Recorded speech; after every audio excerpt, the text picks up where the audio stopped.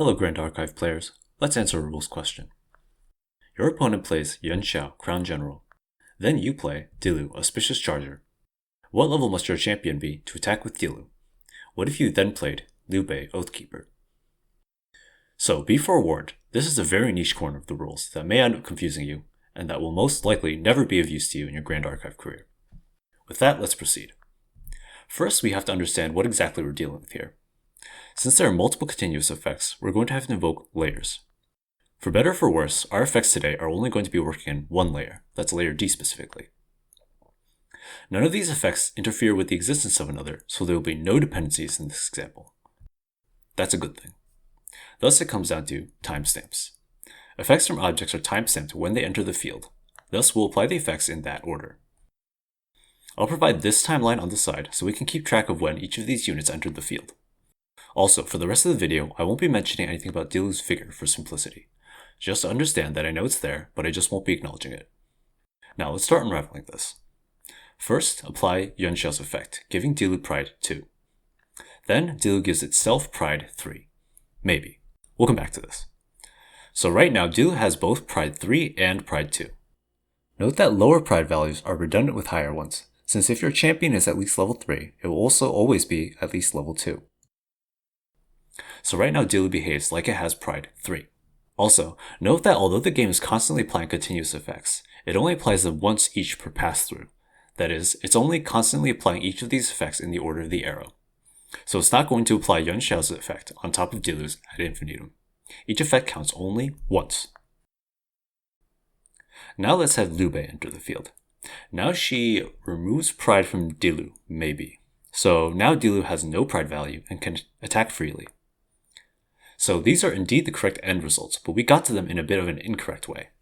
To demonstrate this, let's simplify the situation and remove Yuan Shao for now. We'll have Dilu enter first, then Liu Bei. So now what happens if Dilu leaves the field? Does Liu Bei have this hanging effect that's not doing anything? What if Liu Bei entered before Dilu? What effect is Dilu giving itself? If it's losing Pride, then if Dilu leaves, Dilu ought to have Pride again. So is there another timestamp for when Liu Bei leaves the field?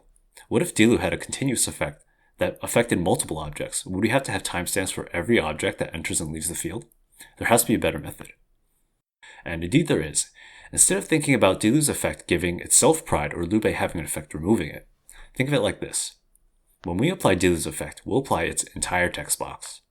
That is, either it has Pride 3 or loses Pride. Liu Bei's presence is like a switch, setting the effect of Dilu's own effect one way or another. In fact, in this example, Liu Bei doesn't have any relevant continuous effects at all. That means that Liu Bei's timestamp doesn't actually matter. And this tracks with our intuition, that Dilu should behave the same no matter if Liu Bei entered the field before it or after. Let's go back to our original example to review. Apply the continuous effects in timestamp order. Yuan Shao, then Dilu. Dilu currently has Pride 3. When Liu Bei enters the field, Dilu will remove Pride from itself, so it will behave as if it doesn't have Pride. Now, let's make things more difficult and change the order. Liu Bei enters, then Dilu enters, then Yuan Shao. Then, let's suppress Liu Bei. What is Dilu's Pride value before Liu Bei leaves the field, its Pride value when she's gone, and its Pride value when she comes back? Feel free to pause the video if you'd like to challenge yourself using what we just learned. Otherwise, let's proceed. First, I'll bring up our handy timeline. Now, let's apply the effects in timestamp order. Apply Dilu's effect, which either gives Pride 3 or removes Pride. Since we control Liu Bei, it's currently losing Pride. Then apply Yuan Shao's effect for Pride 2. Dilu currently has Pride 2. Remember, we're not reapplying any previous effects in this order. We're only applying each continuous effect once. Now, Liu Bei leaves the field. Apply the effects again, Pride 3, then Pride 2. Dilu behaves as if it has Pride 3. Now, Liu Bei returns. Remove Pride, then apply Pride 2. Remember, Liu Bei's timestamp isn't relevant. Her impact in this example is solely determined simply by if she's there or not. Therefore, Dilu has Pride 2 again. Let's wrap up with some final questions. So I haven't addressed Yuan Shao's activated ability, which you might be curious about. What happens if she causes the opponent to gain control of your Dilu? How does that affect the timestamps? The answer is, it actually doesn't. The timestamp of an object is set when it enters the field, and changing controllers doesn't cause it to leave the field. It will, of course, change whether Yuan Shao's Pride 2 ability applies to it or not. Second question. Why doesn't Dilu remove Pride 2 from itself in the second scenario? And it's the same reason why it doesn't have Pride 2 added back to it in the first scenario.